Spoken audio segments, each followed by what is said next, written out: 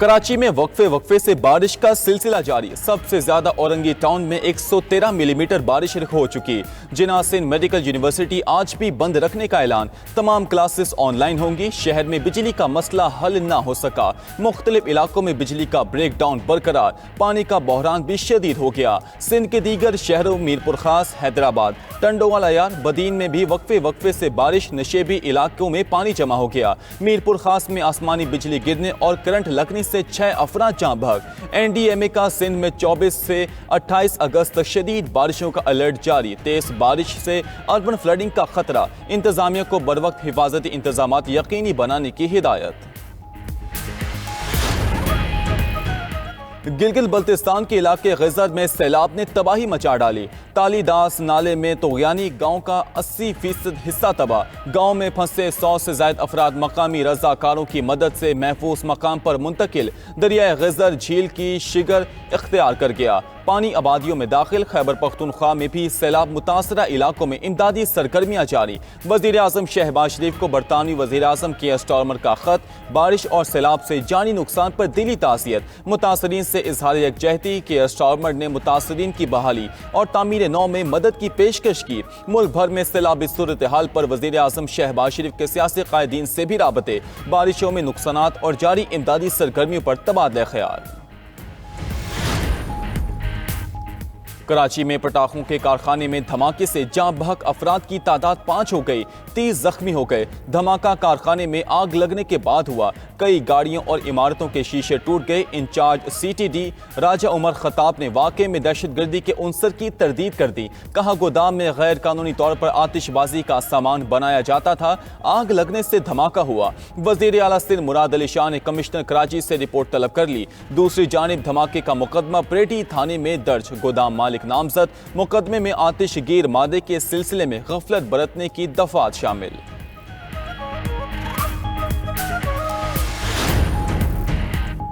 बानी पीटीआई की 9 मई के 8 केसेस में जमानतें मंजूर। सुप्रीम कोर्ट ने लाहौर हाई कोर्ट का फैसला कलअदम करार दे दिया। बानी पीटीआई को रिहा करने का हुक्म। चीफ जस्टिस याहिया आफरीदी की सरबराही में 3 रुकनी बेंच का तहरीरी फैसला जारी। वाज़े किया कि जमानत का केस पर असर नहीं होगा। मुबैना साजिश से मुतल्लिक शवाहिद ट्रायल के दौरान ही जांचे जाएंगे। 9 मई केसेस में जमानत के बावजूद बानी पीटीआई की रिहाई मुश्किल। रावलपिंडी में दर्ज 43 मुकदमात में ताहाल जमानत हासिल नहीं की गई।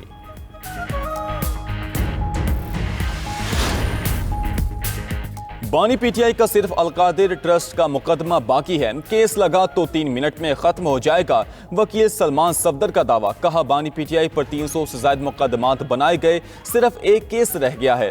चीफ जस्टिस से मुलाकात में दरखास्त की कि इस्लामाबाद हाई कोर्ट में दायर केसेस की सुनवाई करवाएं। सलमान अकरम राजा बोले बहुत अरसे बाद हमें अदालतों से रिलीफ मिला है। अलकादिर ट्रस्ट केस का फैसला भी हमारे ही हक में होगा। असद कैसर ने भी जमानत के फैसले को खुश आइन करार दे दिया। 9 मई मुकदमात में सजा पाने वाले अराकीन के केसेस हाई कोर्ट में बराह रास्त सुनने का मुतालबा।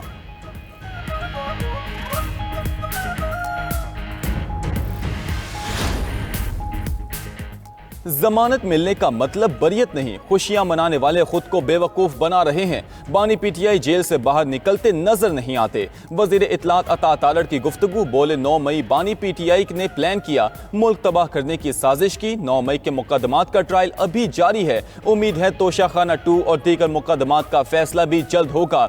ये लोग मुकदमात में इल्तवा की हरबों के जरिए सजा से बच नहीं सकते। कौम ने भी पीटीआई के झूठे बयानी को मुस्तरद कर दिया।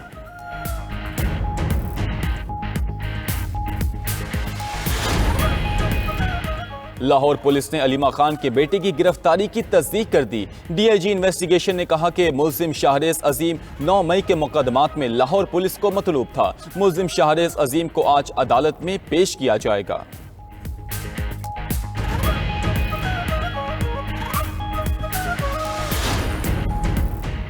ब्रसल्स के इवेंट में पीटीआई का कोई जिक्र हुआ, ना ही मुआफी का। 9 मई के जिम्मेदारान और सहूलतकारों को कानून के मुताबिक कटहरे में आना होगा। DGISPR लेफ्टिनेंट जनरल अहमद शरीफ की इस्लामाबाद में मीडिया से गुफ्तगू। कहा, फील्ड मार्शल आसिम मुनीर की तरफ से किसी सहाफी को कोई इंटरव्यू नहीं दिया गया। सुहेल वड़ाइच के जिस कॉलम की बात है वो ब्रसल्स का एक इवेंट था।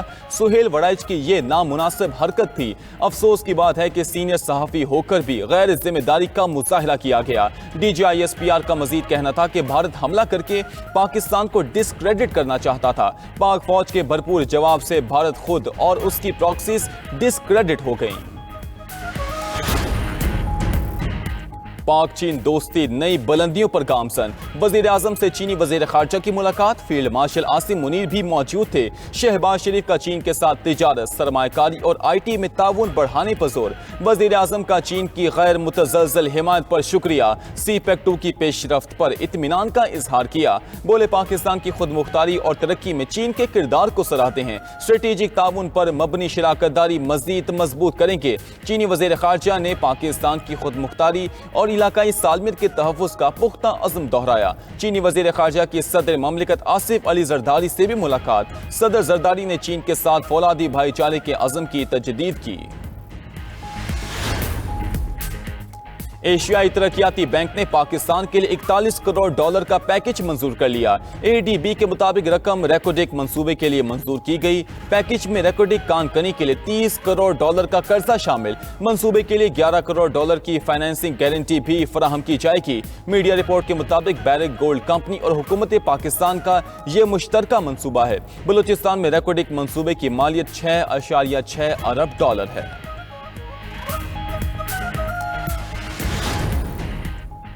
दहशतगर्द इजराइल की गजा सिटी पर कब्जे के लिए कार्रवाइयां तेज। 10 लाख आबादी वाले मज़ाफ़ाती इलाके पर कंट्रोल का दावा कर दिया। फौजी तर्जुमान के मुताबिक नेतन्याहू के मंसूबे के तहत गजा सिटी पर कंट्रोल का ऑपरेशन जारी है। जैतून और जबालिया पर कब्जे के लिए फौज पहले ही तैनात की जा चुकी।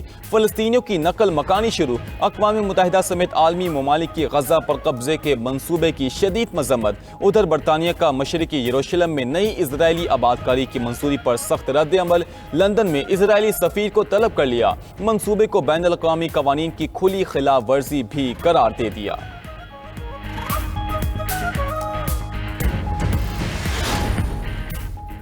और रिपब्लिकन रियासत टेक्सास को डेमोक्रेट रियासत कैलिफोर्निया का जवाब। कैलिफोर्निया की मुकन्ना ने भी नई हल्का बंदी स्कीम मंजूर कर ली। मकसद डेमोक्रेट्स को अमरीकी कांग्रेस में 5 इजाफी नशिस्तें दिलवाना है। डेमोक्रेट्स ने कहा कि रिपब्लिकन पार्टी की मुबैना गैर मुनसिफाना कोशिशों को रोकने के लिए कार्रवाई की गई। रिपब्लिकन्स ने इल्जाम लगाए कि नक्शा बंद दरवाजों में तैयार किया गया।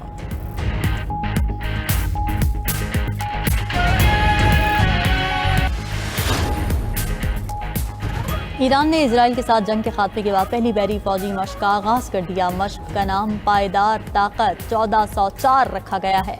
ईरानी जहाजों ने क्रूज मिसाइल और ड्रोन से हदफ को निशाना बनाया। मश्कों में 18,000 से ज्यादा एहलकार शरीक हैं।